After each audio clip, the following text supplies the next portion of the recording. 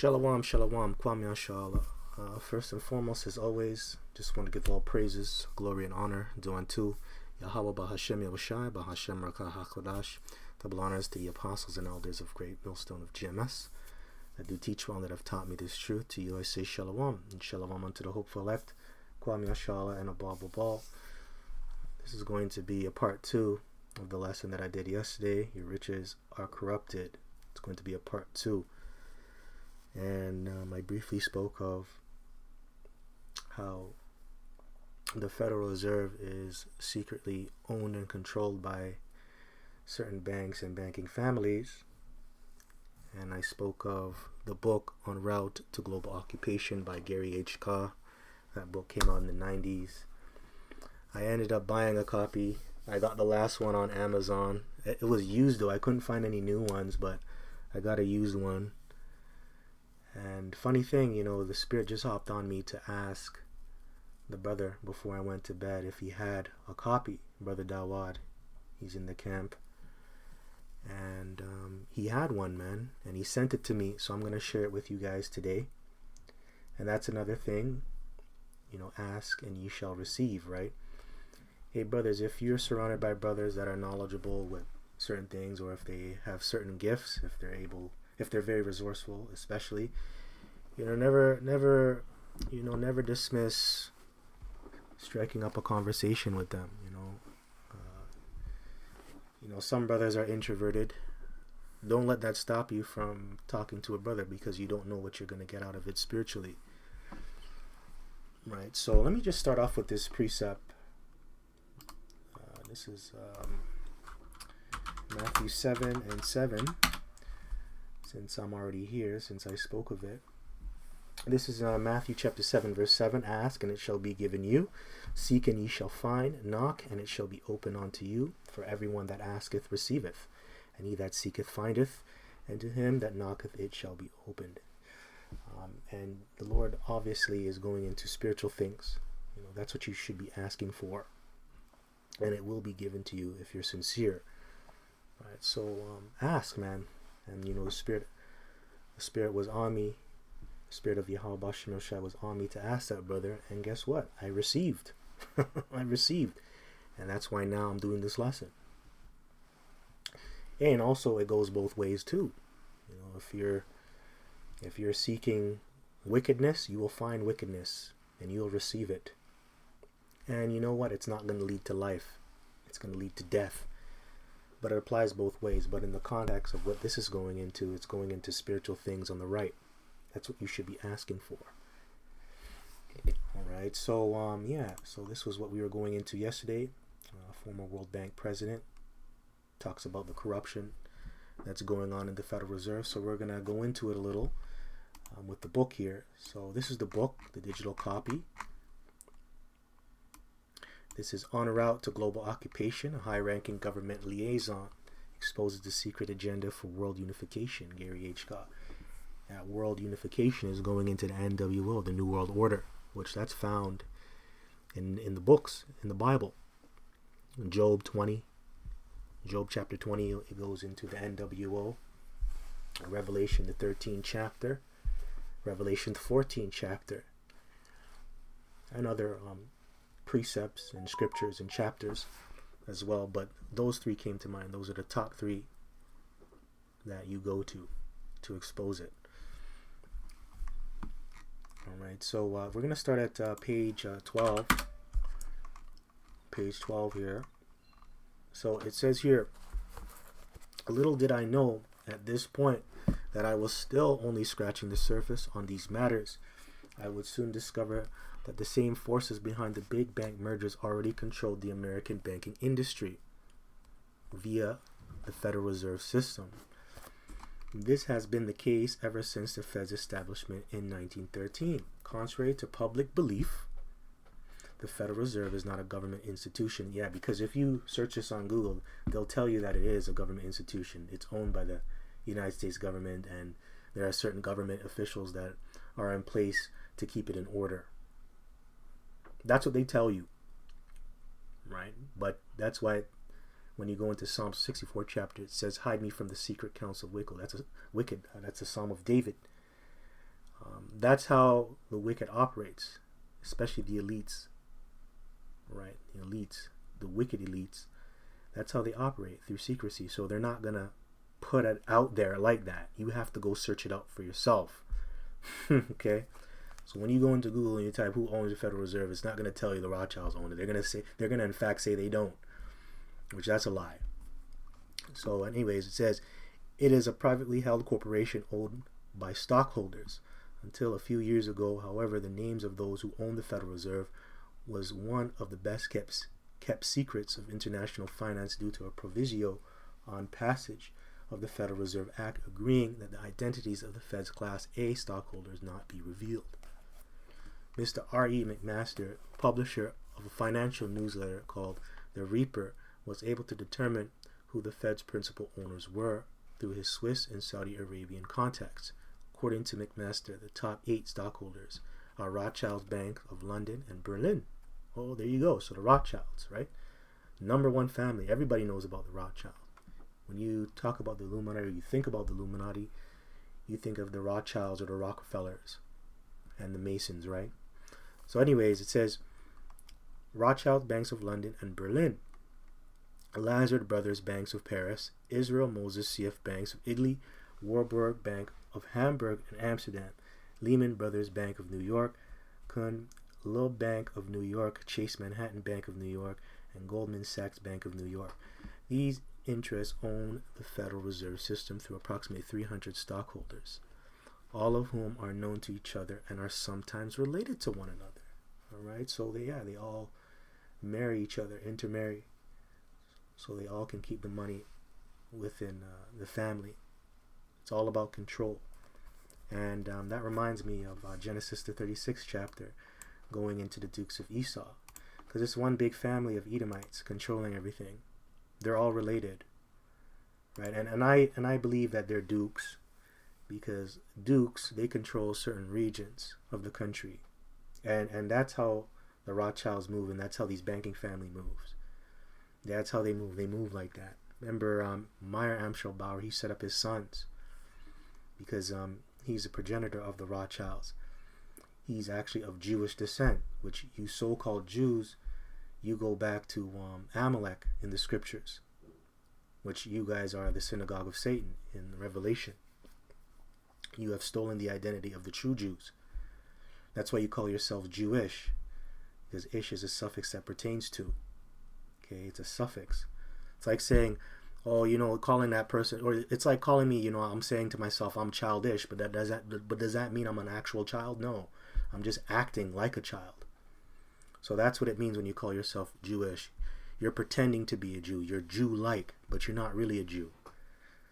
So yeah, they have stolen the identity of the tribes, which really are you Negroes, Latinos, and Native Americans. All right, so anyways, this is Genesis chapter 36, verse 15. These were dukes of the sons of Esau. So who is Esau? Joshua wasted away as he. That's what it means in the Hebrew. Joshua. You know why he's wasted? Because the blood shows forth through his skin. Okay, so he was a so-called white man. A so-called white man. He had no melanin. So he's the progenitor of the Edomites. Which were you Edomites? You so-called white people. Like I said, so-called white people. Because not all white people go back to Esau, Edom. Some of you go back to Israel. Alright, so it says, these were the dukes of the sons of Esau, the sons of Eliphaz, the firstborn son of Esau, Duke Taman, Duke Omar, Duke Zepho, Duke Kenaz, Duke Korah, Duke Gatam, and Duke Amalek. These are the dukes that came of Eliphaz in the land of Edom. These were the sons of Adah. So there you go, man. And I believe they're dukes, man. They move like dukes. These families listed here, they all move like dukes, man, because dukes control things, and that's all they're doing. They're controlling everything, and they intermarry among another to keep control and power and dominance. And their riches never go outside the family. And yes, some of these families, they do rich with other money families, And you'll see that when we read on. But that's all about control. So a duke is all about controlling things, man. So these are the dukes coming back in the spirit, primarily Duke Amalek. Now let's go into Meyer Amschel Bauer. Okay, so it says Meyer Amschel Rothschild, which he's the progenitor of the Rothschilds. Okay, so it says Meyer Amschel. All right, this is when he was born, February 23rd, 1744. He died on 1812. The War of 1812. Funny he died that year, huh? So anyways, it says also spelled, was a German Jewish banker and the founder of the Rothschild banking dynasty, referred to as a founding father of international finance. Rothschild was ranked 7th on the Forbes magazine list of the 20 most influential businessmen of all time in 2005. So it says here, Meyer Amschel Rothschild was born in 1744 to an Ashkenazi Jewish family in the Junganisi, the Jewish ghetto of Frankfurt, Holy Roman Empire, which is Germany. One of 8 children of Amschel Moses Rothschild. See, they all have Israelite names because they converts, man. All right, and then when they move about, so they go from country to country to take over. You would call them a crypto Jew because that's when they begin to change their name to blend in. That's all they are. Because they're the devil, man, and they're very cunning, they're very wise, and they're serpents. A serpent is known for its wisdom and cruelty, and that's how these small hats get down, man. All right, so it says the ancestry of the Rothschilds is originated back to 1569 to Isaac Eklenen Rothschild. Eklenen Bakarach Zum Han, whose name is derived from German Zum Rothenschild, meaning the red shield, in reference to the house where the family lived for many generations. You know, it says the red shield. And that fits his name because what does Edom mean? Edom means red. Edom means red. Do we have to go into the count of when Esau was born? He came out red all over like a hairy garment. Red shield. So he's the red shield, huh? Hairy garment. Hairy garment. So this is Genesis chapter 25, verse 25. So it says here, Genesis 25, verse 24. I'll start here. And when her days to be delivered were fulfilled, behold, there were 2 twins. There were twins in her womb. And the first came out red all over like an hairy garment. And they called his name Esau. There you go.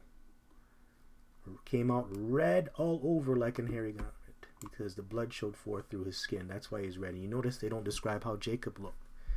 You know why? Because Jacob, he came out normal. He came out with melanin, with pigmentation, with pigment. So he looked normal. So he was a so-called black baby. All right, anyways, that's all I want from here. Meaning with the red shield in reference to the house where the family lived for many generations. His grandchildren and descendants took his name as the family name and kept it when they relocated in 1664 to another house in the Jundangasi, the Pack of the Saucepan, which became the family's home and place of business through to the early 19th century. All right, so hey, man, that's who they are. So this is the progenitor of the Rothschilds. All right, and he had sons, and he set up his sons to take over the banks in different parts of Europe. Now the reading goes into that as well. All right, so let's get this. Let's go back.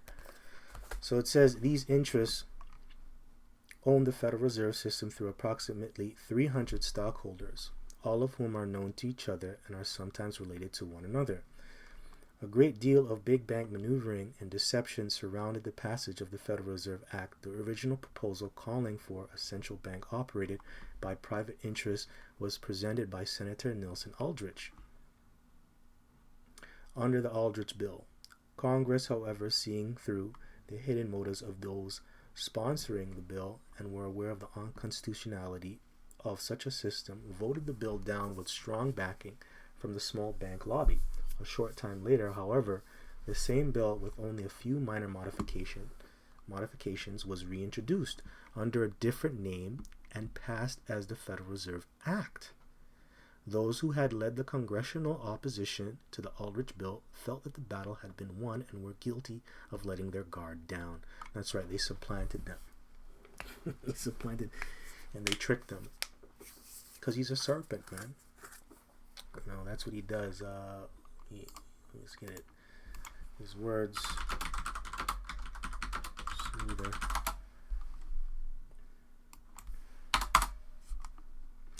This is Psalms 55 and 21. The words of his mouth were smoother than butter, but war was in his heart.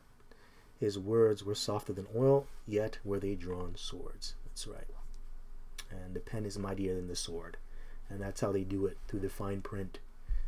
But that was a war play, man. That was to take them over and to steal their assets and to destroy them. And what we're seeing take place now, hundreds of years after, right? What are we seeing, man? We're seeing this place fall apart. You know, that was really an act of war. He went against the government and took it over. The government's in shambles now. Trillions of dollars of debt. And they're partially responsible for that. So yeah, man, the words of his mouth were smoother than butter, but war was in his heart. His words were softer than oil, yet were they drawn swords. That's right. He just says things a different way to appease you. He just makes things sound good, but really he wants to destroy you. He does that through his different contracts and his legislations and such. That's what he does. So he's a damn devil, man. All right, man. So it says, many of these individuals had already left for the Christmas holidays when the bill was reintroduced and rammed through Congress on 23rd December 1913 because of the way in which the Federal Reserve System was designed by its founders. Whoever controls the Federal Reserve Bank of New York essentially controls the system. For all practical purposes, the Federal Reserve Bank of New York is the Federal Reserve currency. Let me see here. See if I can move on now. Okay, so I'm just looking at the hard copy. I just want to jump down. We're going to read up. Okay, we're going to read halfway. So it says 100 largest banks in the United States are located within this district. Class A stockholders control the system by owning the stock of the largest member banks in the New York Federal Reserve Bank. The controlling interest is held by fewer than a dozen international banking establishments, only 4 of which are based in the United States.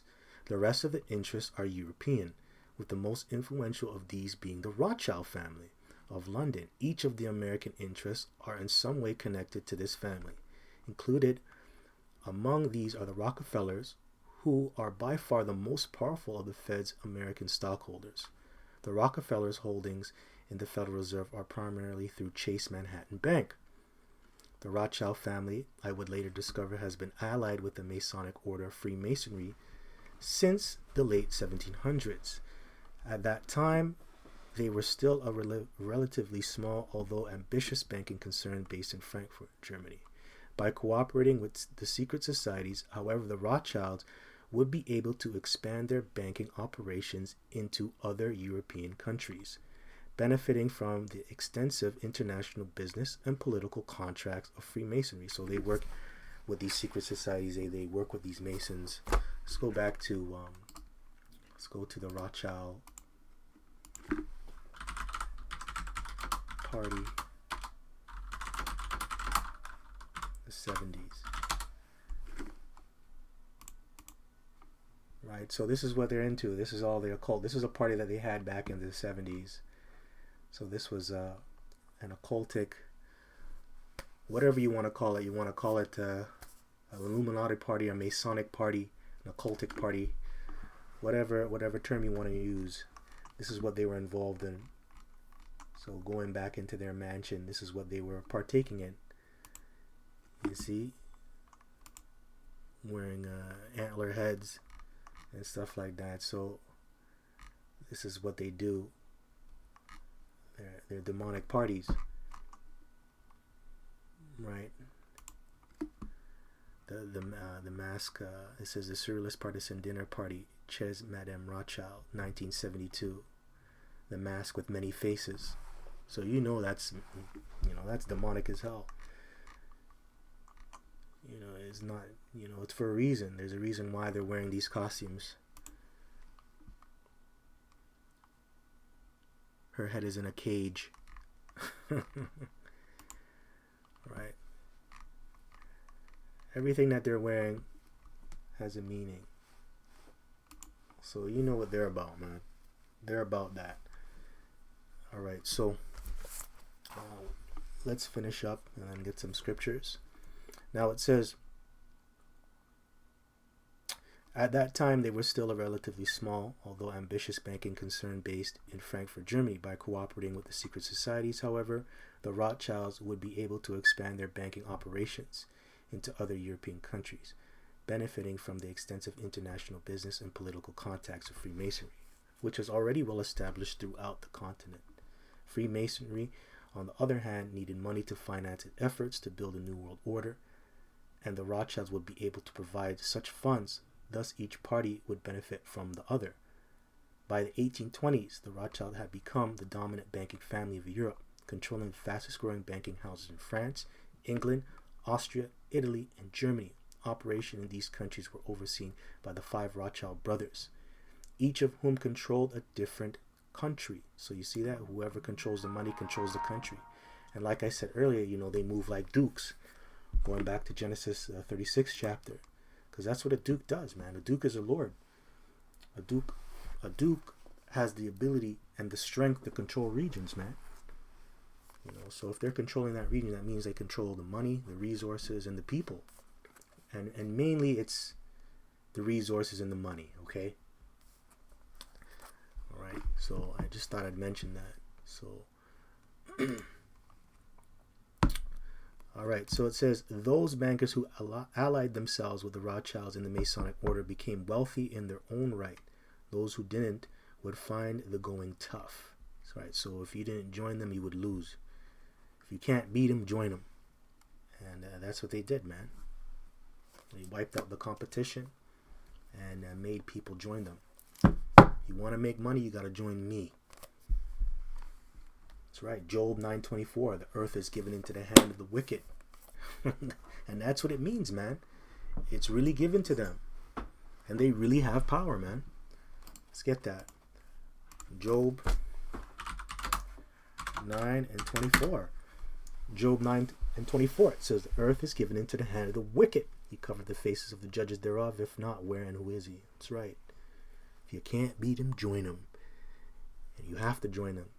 If you want to win, you have to join the wicked. And you have to be wicked.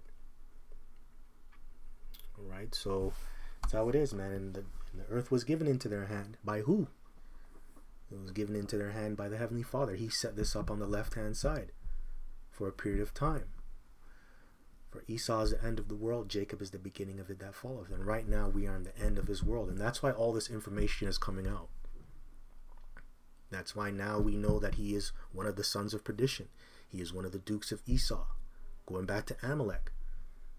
He goes back to Esau, Edom. Right? So, hey, everybody now know who the wicked is because of prophecies being fulfilled. But soon, Jacob is going to take over, starting with Yahushua, the one you ignorantly called Jesus Christ. He's going to come back and take over. And you devils are going to go down. So, alright, so finishing up. During the late 1800s, the Rothschilds began to finance various American industrialists as well. They would do so primarily through the Warburgs of Germany, who were partners in Köln, Loeb and Company of New York. In this fashion, Rothschild/Masonic interests would gain a foothold in the administration of the country's finances. Both the Warburgs and Köln-Loeb would later become principal stockholders in the Federal Reserve, with Paul Warburg becoming the first chairman of the Federal Reserve Board. Through their U.S. and European agents, the Rothschilds would go on to finance the Rockefeller Standard Oil dynasty, the Carnegie Steel Empire, as well as their Harriman Railroad system. The Rockefellers would later become intermarried with the Carnegies, would go on to finance many of America's leading capitalists through Chase Manhattan and Citibank, both of which have long been Rockefeller family banks. So even Citibank, I even see that over here in Canada. I see Citibank. I know about Chase Manhattan. So you know the Rothschilds have a hand in that. They own that. They own pretty much everything. You know, they own everything. Like I said, Job 9:24, the earth is given into the hand of the wicked. That the Lord really meant it when he said that. He really meant it. You know, this is not something that we read just to look cool or to sound deep. It's actually true, right? So when we're reading it, we really mean it. So it says, both of which have long been Rockefeller family banks. Many of these capitalist families would also become intermarried with the Rockefellers, so that by 1937 one could trace an almost unbroken line of biological relationships from the Rockefellers through one half of the wealthiest 60 families in the nation. Wow. So yeah, there you go. There you go. Just a little bit more information, just backing up what we talked about going into the Federal Reserve, on how it's corrupt and how it's pretty much owned by banking families, right? Now I also just want to go into Psalms, the 64th chapter. I have it pulled up here, Psalm 64, because that brings me to another thing that I want to go into. I want to go into page 90. That's where I'm going to start, I believe. I'm going to start at page 90, and I think I'm going to read all the way up to page 92 in the same book here. 90.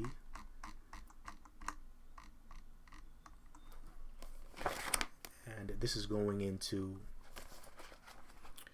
what's it called, Freemasonry, which goes back to Psalms, the 64th chapter. Talks about organizational structure. This is where we're going to start. Now, let me get this. This is Psalms chapter 64, verse 1, to the chief musician, a psalm of David. Hear my voice, O power, in my prayer. Preserve my life from the fear of the enemy. Hide me from the secret counsel of the wicked, from the insurrection of the workers of iniquity. So this applied back then, and it applies now. David was dealing with a wicked council that was trying to overthrow him and kick him off the throne, especially, and really trying to disrupt the work of Yahweh B'Shem Yoshai, because that's what they're set up to do, and that's what this secret council wants to do. They're really anti-Yahweh Shai. They really don't want Yahweh Shai to come back. They don't want the Israelites to fulfill their destiny, which is to rule forever, to have an everlasting kingdom, spoken of in Daniel the 7th and the 18th verse. Saints of the Most High shall take the kingdom and have an everlasting kingdom forever and ever. Roughly paraphrasing. So it says, hide me from the secret counsel of the wicked. Yes, and hide me, because they're very powerful, they're very strong. And this is King David talking, man. King David's a king. King David's mighty. You know, he has people that are loyal and subject to him. He has an army. But this secret council can be a problem, man. And guess what? The only person that can protect him, the only spirit that can protect him, is Yahweh B'Hashem Yahushai. Right? And that's who he's praying to. So they're very serious. They're very powerful, because they're on the left, man. So it says, verse 3, who whet their tongue like a sword and bend their bows to shoot their arrows, even bitter words. Yeah, man. You know, it doesn't get physical at first. You know, it starts by word of mouth. They start spreading rumors, propaganda, and things like that. And then it turns physical. You know, that's what they do. That's how they operate. They deny you access to certain information so you don't get ahead. They're like gatekeepers of some sort. Right, so, verse 4, that they may shoot in secret at the perfect, suddenly do they shoot at him and fear not. And yes, right, they want to take away your birthright. They don't want you to fulfill your calling. And doesn't the scripture say, make your calling and election sure? They don't want that. They don't want that. They really don't. They don't want you to make your calling and election sure by going out there praising the name of Yahweh B'Shem Yahushai, serving Yahweh, and bringing certain information out. Alright, so verse 5, they encourage themselves in an evil matter. They commune of laying snares privily. They say, who shall see them? That's right, and that's what they do. They move in silence and they move in secrecy. Till this day, a lot of things happened. A lot of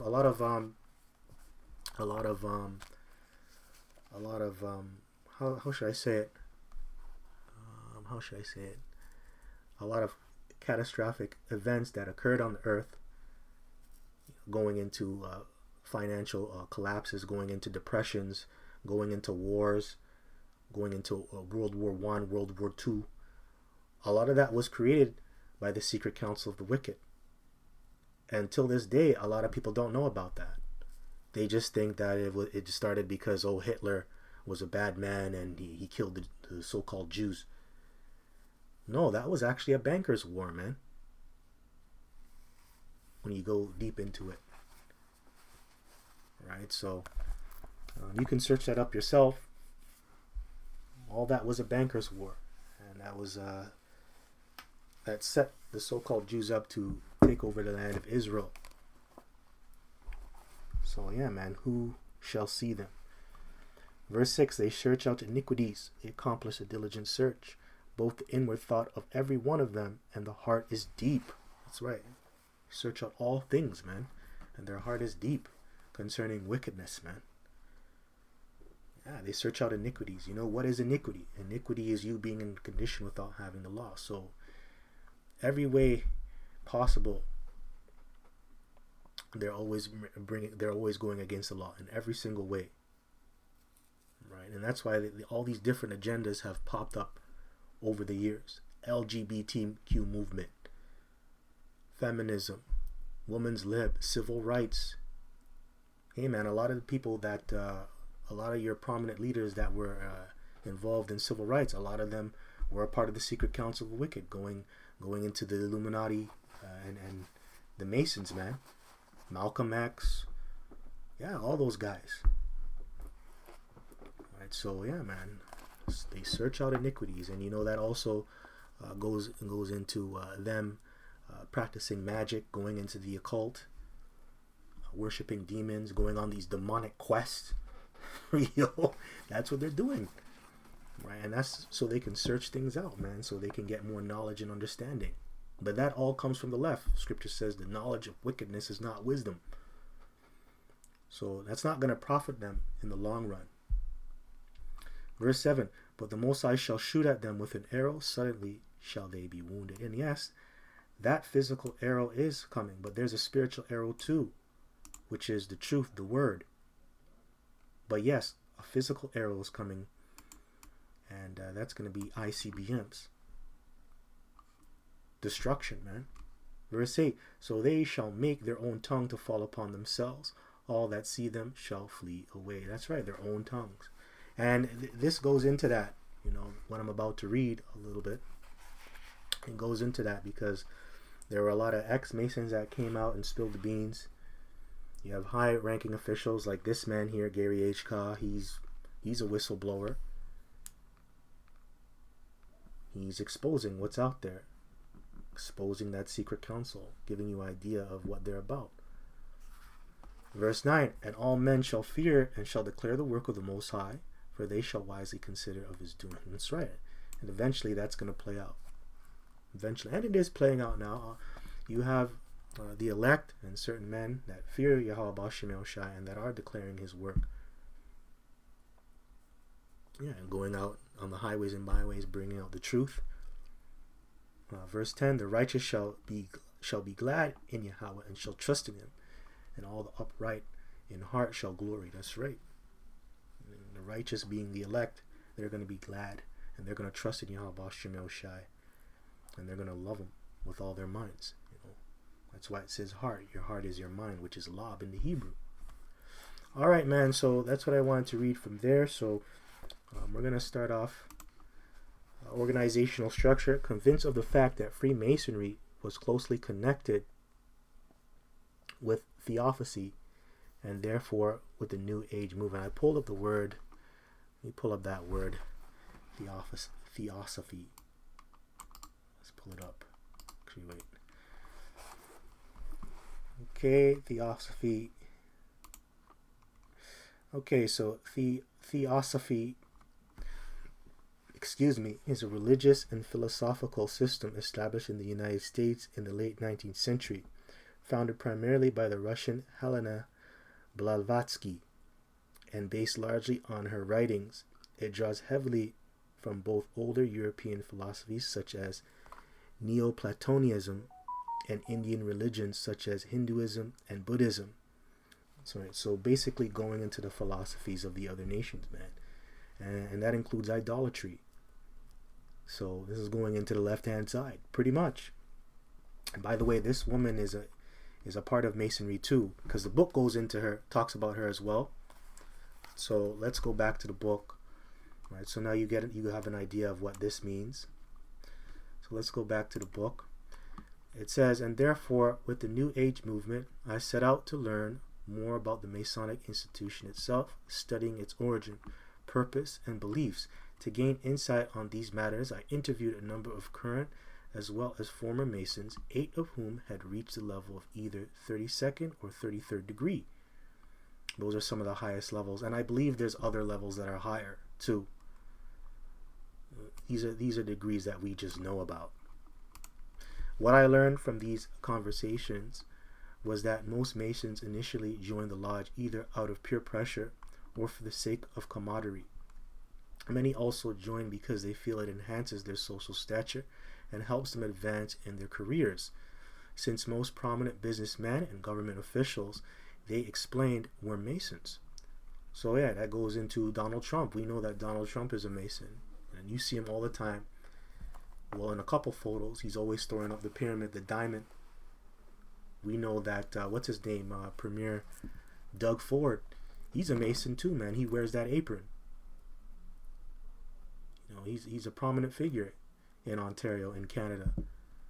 Matter of fact, he's going to go down there and meet Donald Trump. I believe they already went there to Washington, D.C. to talk about the tariffs, right? So a lot of people like Justin Trudeau, he's most likely a Mason. And if he's not, he knows Masons and he's rubbing shoulders with them, right? Most likely. So yeah, man, I'm going to read this again. Many also join because they feel it enhances their social stature and helps them advance in their careers.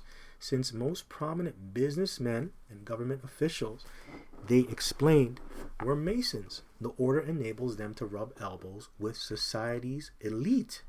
On these points, present and past members agreed, but the similarities ended there. The testimonies of current Masons differ drastically from those of Masons who had left the order. Current members express no knowledge whatsoever of any higher religious aims of the order. Now, actually, that Blavatsky woman, she was spoken of a bit earlier. Yeah, it goes into it. When you go into, I believe, 89, which, you know what, I'll get it for edification since I spoke on it. I'll get it. It's 89, page 89, and there's a quote that she made. Here it is. All right, so it says here, as I continued my investigation, I learned that Bailey's forerunners, Madame Blavatsky, founder of the Theosophical Society, as well as their successor Annie Besant, were both heavily involved with Freemasonry. Cardinal Carlo Y. Rodriguez, Archbishop of Santiago, Chile, in his book, The Mystery of Freemasonry Unveils, examines these relationships. He states, Madame Blavatsky, the promoter or founder of the Theosophy in Europe was also a member of the Masonic lodges. Her successor, Annie Besant, president of the Theosophical Society in 1911, was vice president and great teacher of the Supreme Council of the International Order of Co-Masonry. And among us in our city, the Brother Masons are the ones that contribute mostly to spread the Theosophical Society. Apparently, the leaders of the Illuminati Freemasonry decided that it would create less suspicion if the most visible roles for preparing the way of the New Age went to the woman Masonic leaders of the Theosophical Society. Since Freemasonry was viewed as a predominantly male organization, this would prevent people from suspecting it as the center of direction, according to Rodriguez. So yeah, man, it's viewed as a male thing, but there's also sisterhoods. They also have female Masons as well, or what they call sororities today. So yeah, so a lot of people probably like Wendy Williams, people that you see like high top females that you see on television, you see in politics, right? Like your mayors, female mayors, most likely they're in a sisterhood of some sort, or a sorority of some sort, right? So yeah, man, I'm just saying, I don't know, for some reason I just spoke of Wendy Williams. I don't know why that came to mind. I just thought of her. But yeah, like what's her name? She was married to Jack Layton, Olivia Chow. She's probably in a sisterhood too. These people. So anyways, that's it on that. So I want to go back now.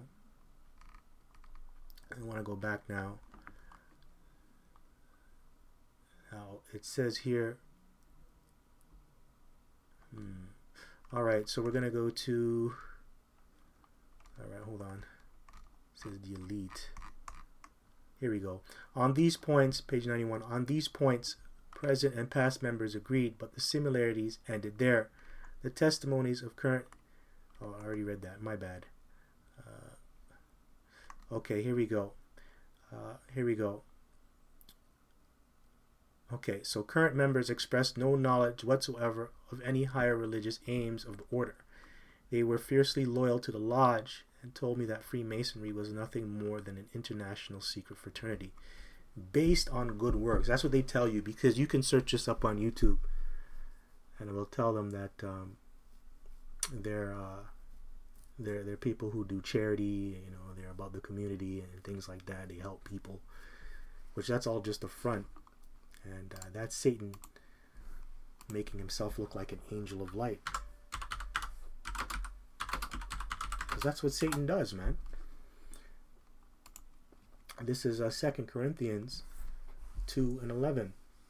And actually, you know, I'm going to start at verse 13. For such are false apostles, deceitful workers, transforming themselves into the apostles of Yahushua. That's right. And so they do, you know. Some of them infiltrate the church, man. Some of them are bishops, you know. Some of them are on a level to teach in the church, and they influence a lot of people. A lot of them are looked upon as saints, man. But they're really devils, man, in disguise. Verse 14, and no marvel, for Satan himself is transformed into an angel of light. Therefore, it is no great thing if his ministers also be transformed as the ministers of righteousness, whose end shall be according to their works. Right? So, yeah, man. So, Satan himself, you know, spiritual demon Satan, he can appear as an angel of light. And you know what that means? Satan knows the scriptures, man. And that's what he does. He'll tempt you with the word and then twist the word on you to believe a lie. And that's what Luciferians do, because they're backed by the spiritual demon Satan. So that's why they look nice. That's why they look righteous. That's why they have the front. You know, we're about charity and helping the community and helping people. That's something that Satan would do. Come on, man. So just thought I'd bring that out. So it says here, former Masons, on the other hand, offered views that could not have been more opposite from those of their counterparts. they told me that the organization was anti-Yahushai. So you know what anti-Yahushai means. They're against Yahushai and his teachings. So basically, they're against the book. They really are. They're against Yahushai, and if they're against Yahushai, that means they're against the elect. Because the elect is joint heirs under Yahushai. Let me get this. This is Matthew 1 John chapter 2, verse 22, and it says, "Who is a liar but he that denieth Yahushai," or Hamashiach, I'm sorry. Let me just read it verbatim, because now I'm trying to break it down into Hebrew. Let me just read it verbatim. It says, "Who is a liar but he that denieth that Jesus is Yahushai? He is Antichrist that denieth the Father and the Son. Whosoever denieth the Son, the same hath not the Father, but he that acknowledgeth the Son hath the Father also." So yeah, they deny Yahushai, Hamashiach Yahushai. They do.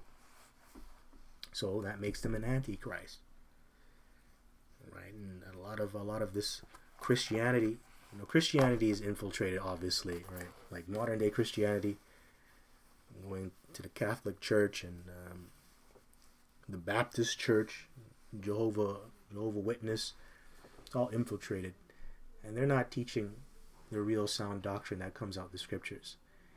For the most part, a lot of these churches, they allow these alphabet people to come in. They allow you to eat pork. They go against certain laws. There's a lot of adultery being committed in these churches. And who set that up? Well, also, they give you a 501c3 charter so you can be tax exempt. But in order for you to be under that charter, you have to do certain things that go against the scriptures. For example, you got to allow alphabet people in your congregation. You can't say the real name of our Lord and Savior. You have to say Jesus Christ. So that's all set up by the secret council. So they're really against our Lord and Savior. So that means they are anti-Yahushai. And there are many antichrists that are out there. Okay, there are many antichrists. Anybody can be against Yahushai. So it's not talking about the devil coming back and trying to kill God, like how they like to push out there, that dogma. So let me get another one. This is 1 John chapter 4, verse 3. "And every spirit that confesseth not Hamashiach Yahushai is come in the flesh is not of the Most High, and this is that spirit of Antichrist, whereof ye have heard that it should come, and even now already is it in the world." So yeah, it's here now. It's present. It's here. And there's a lot of Antichrist. Right? There's a lot of Antichrist. And being an Antichrist is you not teaching the 100% truth. Not teaching the MOTB, not teaching about the mark of the beast, breaking down what is the MOTB, going into the chip, the universal barcode, not bringing out the true name of Yahweh Bashem Yoshai, not bringing out the true information on who are the Lord's chosen people. Because that's another thing in Christianity. They tell you that everybody can make it. That's not what the scriptures say. It doesn't say that. Alright, so hey man, anybody can be anti-Yahushai. If you're not teaching 100% truth, you're anti-Yahushai, pretty much. Alright. This is it. Matthew chapter 24, verse 23. "Then if any man shall say unto you, Lo, here is Yahushai, or there, believe it not. For there shall arise false Yahushais and false prophets, and shall show great signs and wonders, insomuch that if it were possible, they shall deceive the very elect." That's right. And when it says show great signs and wonders, they're going to do miracles, man. And a lot of the miracles are done on the left-hand side. Through witchcraft, through sorcery, and also through technology. Hey man, didn't they just crown what's his name, Donald Trump over there in I believe those Khazars? They gave him a silver crown That's their Messiah. And a lot of you Americans, you're looking at Trump as a Messiah. All right, but what does the scripture say? Yahushua is going to come back the same way he left. Yahushua got beamed up and translated up into the heavens, for lack of better words. That's how I'm going to say it, going into the book of Acts. So Yahushua is going to come back the same way he left.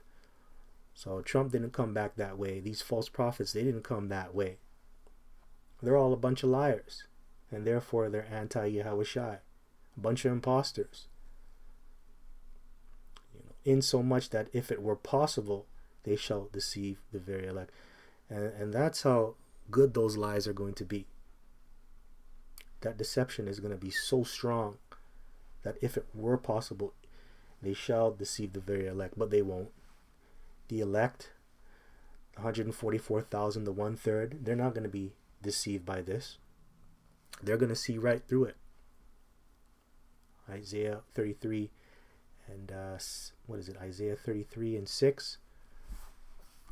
It says, for wisdom and knowledge shall be the stability of thy times and the strength of thy salvation. Yeah, man. So that's what the elect is going to have.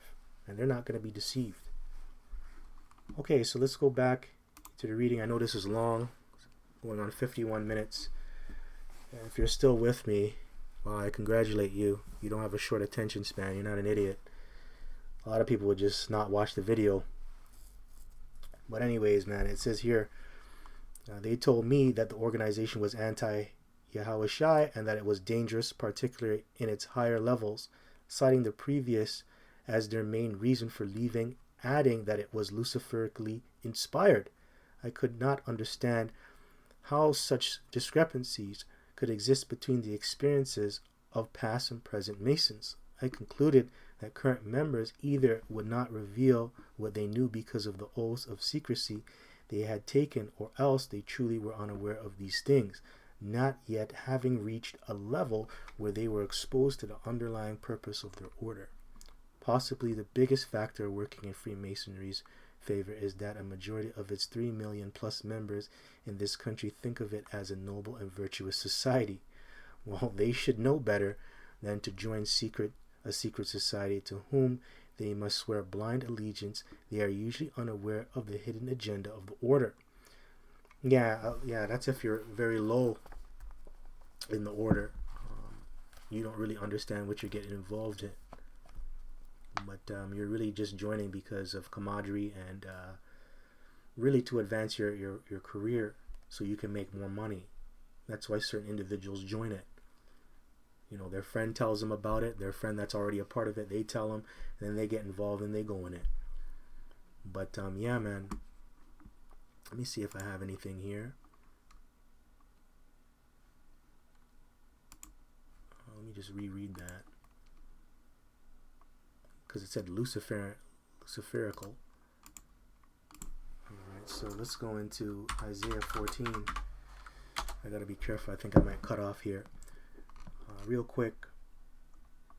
It says, Isaiah 14 and 12, how art thou fallen from heaven, O Lucifer, son of the morning?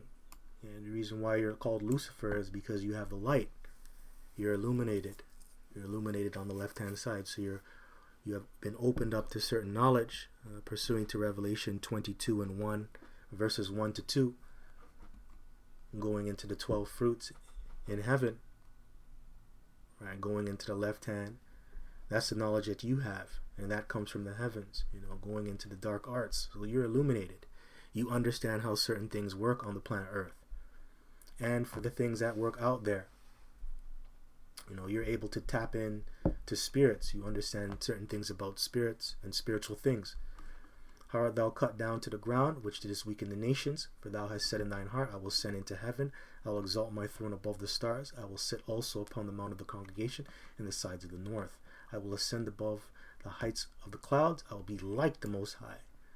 And because of all that knowledge that you have acquired on the left-hand side, now you think you're higher than the Most High. It's to the point now where you think you're a God. And you're higher than the God of gods. But that's going to be your downfall. You're going to be brought down really low. So This is it, Ephesians chapter 5 and 11. And have no fellowship with the unfruitful works of darkness, but rather reprove them. For it is a shame even to speak of those things which are done of them in secret. That's right. And that's how they get down. They boast about being Masons, being a Mason, a Freemason. They think it's an honor. And they're doing things in secret when you're not supposed to walk in secret. That's how wicked men move. You're not supposed to be moving in secret. Your works are supposed to be shown out in the open. So that's off. That's off. Let's go in this. This is Revelation chapter 22, verse 1. And he showed me a pure river of water of life, clear as crystal, proceeding out of the throne of the Most High and of the Lamb. That's right. So heaven is my throne, earth is my footstool. So it's talking about outer space and the things that are out there.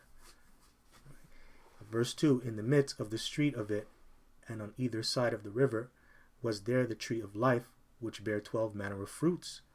Right, so yeah, the tree of life, that goes back to what? I get my, let me just put my book down here. Let's go. But anyways, that goes back to Genesis chapter 2 and 9, which going into the knowledge of, the tree of knowledge, knowledge of Yahweh, right? We learned, and then also I believe when you go into, Genesis 2 and 9, it goes into knowledge of good and evil, the tree of life, which the tree of life is the knowledge of righteousness, and the tree of knowledge of good and evil, when you go into that, right? So they're going into the evil part. And the 12 manner of fruits is really going into the constellations that are out in the stars, going into the zodiac and things of that nature. Right. So it says, and yielded her fruit every month, and the leaves of the tree were for the healing of the nations. Right. So these things are good to go into, but you're not supposed to use it for wickedness. You're supposed to use it for righteousness, and you're using it for wickedness. All right, so so let me just read on. I have 3 more minutes before this cuts off, so I gotta go quick. So it says, here we go. I concluded that current members either would not reveal what they knew because of the oaths of secrecy they had taken, or else they truly were unaware of these things, not yet having reached a level where they were exposed to the underlying purpose of their order. Possibly the biggest factor working in Freemasonry's favor is that a majority of its 3 million plus members in this country think of it as a noble and virtuous society. While they should know better than to join a secret society to whom they must swear blind allegiance, they are usually unaware of the hidden agenda of the order. Men wishing to become Masons typically apply for membership through a friend who is already a member. The new member first joins the Blue Lodge and the basic organization of Masonry, which consists of 3 degrees. One entered apprentice, 2 fellow craft, and 3 master mason. Initiates are instructed that each degree teaches moral lessons. In order to earn the degree, they must learn the lessons and participate in a ritual that illustrates them. So that's all I really want to go into today. Maybe I'll make a part 3. But I hope this was edifying. Till next time, just want to give all praises, glory, and honor due unto Yahweh, Bahashem, Yahweh Shai, Bahashem Rakah Chodash, and double honors to the apostles and elders of Great Millstone of GMS that do teach well, that have taught me this truth. To you I say Shalom, and Shalom unto the hopeful elect, Kwame Ashala, and Abad Babal Shalom.